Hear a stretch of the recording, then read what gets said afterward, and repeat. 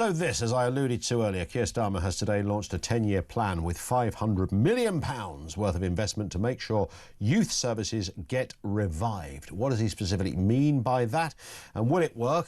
What will it gain? These are fair questions. Let's speak to Chris McGovern, Chairman for the Campaign for Real Education. Afternoon to you, Chris. I mean, it's like the word breakfast club. I hear these words come out quite a lot. You sort of need a bit more information around them, what they're going to achieve, and does the cost work? Is it even enough money? And, you know, if it is enough money, what are the results going to look like? So on the face of what we know, this 10-year youth plan and 500 million quid doesn't sound an awful lot, frankly, in the way these things tend to work. But it's a moral mission to reverse a lost decade. What are your initial thoughts on that? Well, we've certainly got a problem with young people. They have problems. We already have something called the National Citizenship Service, which is now going to be disbanded. That was supposed to support young people. Look, our campaign group are always going to support youth opportunities, and we're going to support youth clubs and so forth, so that's good. But I would say, you know, we've got some of the unhappiest children in the world, according to the Children's Society. Our kids are more unhappy than the kids in Romania, Brazil, South Africa, and so forth. I don't think it's about throwing money at the problem. Obviously, we do need youth clubs. It's not about throwing money at the problem. It's more fundamental than that. I mean, if I was looking at the situation over a 10-year span, as Keir Starmer is, I'd look first of all at parents. If there's any money around, we need to give perhaps tax breaks to mums or dads to stay at home when those kids are very young. That would be a great move forward, support family life. Two, I would apply the same laws and rules to the purchase of smartphones as we apply to alcohol. In other words, I'd ban them until they're 18. That would support parents, and it would get rid of the problem of social media and all the rest of it, because they wouldn't have access now. Yeah. I know my critics will say, well, you know, they'll get around that. Yeah, they get around alcohol. They get around murder. We still have laws against these things. So we want to support parents in that sense.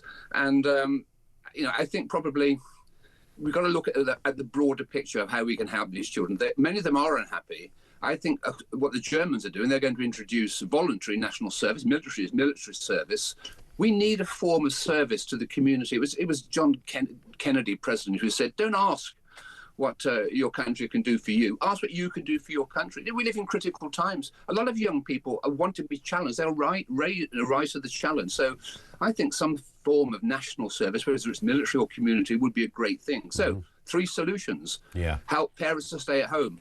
Stop selling them smartphones till they're 18, and have some sort of voluntary national service. That would probably be better. But look, I'm not against what Starmer's doing. By all means, have more youth clubs, but we need to do more than that. Yeah, I mean, they're talking about giving 500,000 more young people access to trusted adults and online safety resources. I don't quite know whether this is about vulnerable kids in that respect who need help. Maybe there's something in that.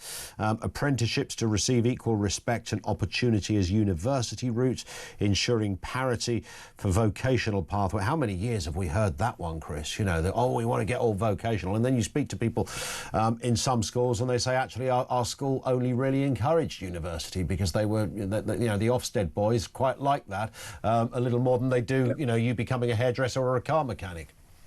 Yeah, I mean, we're all in favour of motherhood and apple pie, and to some extent what the government are proposing is rather nebulous. Yep. Yeah, it might make a slight difference at the margins, but there are fundamental issues, and we've got to deal with those.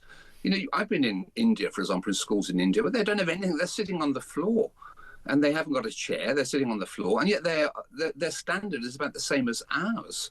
Yeah, and they're happy. They want to be in school. They're motivated. And in Europe, you can go to...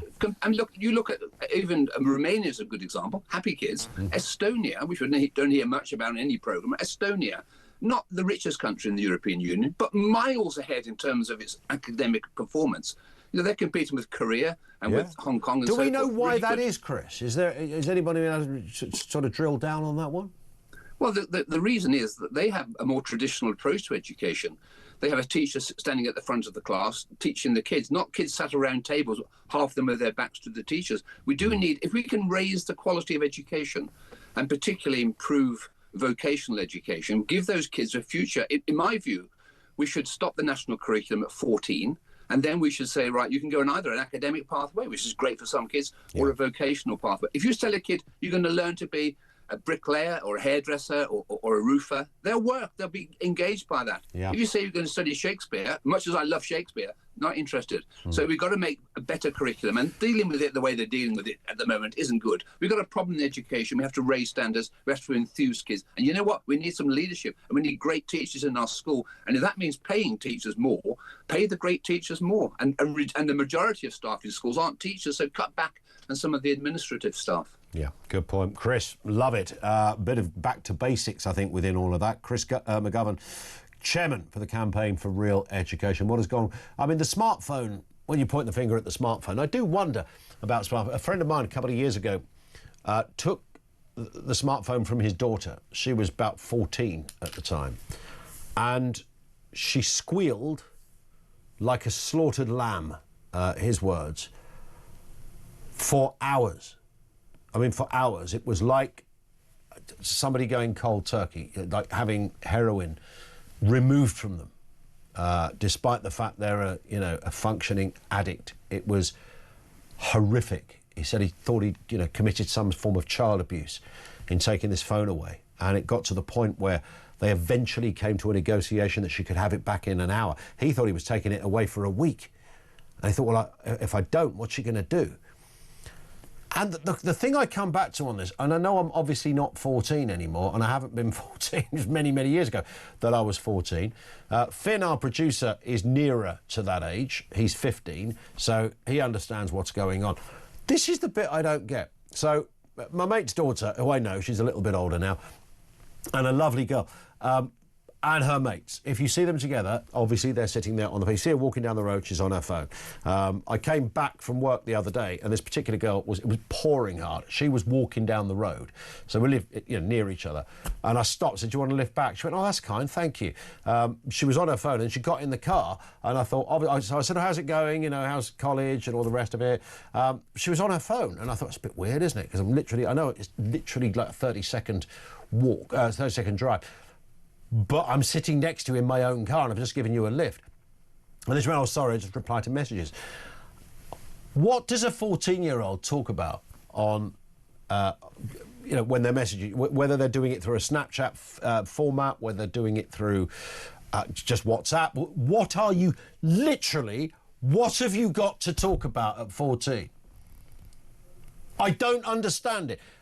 Look, I have been 14, so I know. 14-year-olds are really uninteresting people. They've got sod all to give to anyone.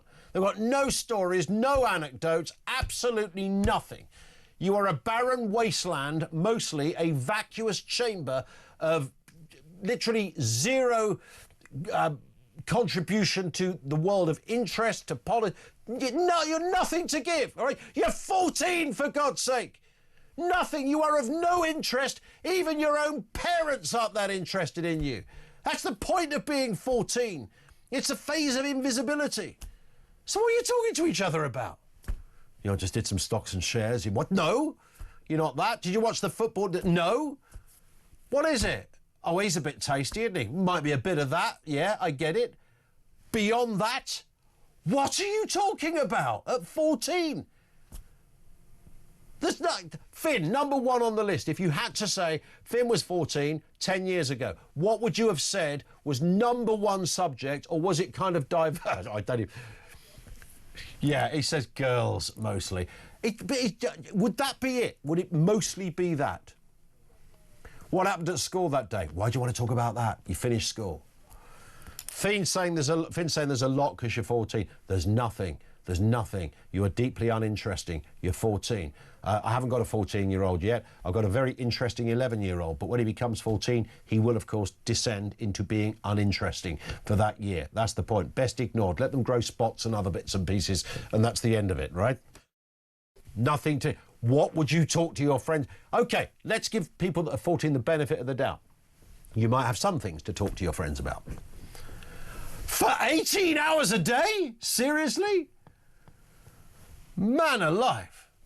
Dom says, love your output on the 14-year-olds, Ian. Very well said.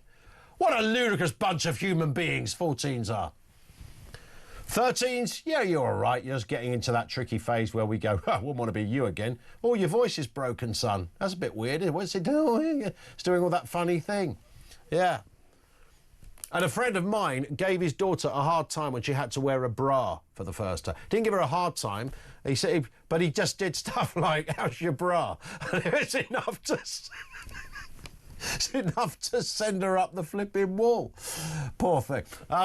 But 14, yeah, that's a grim old existence, isn't it? Let's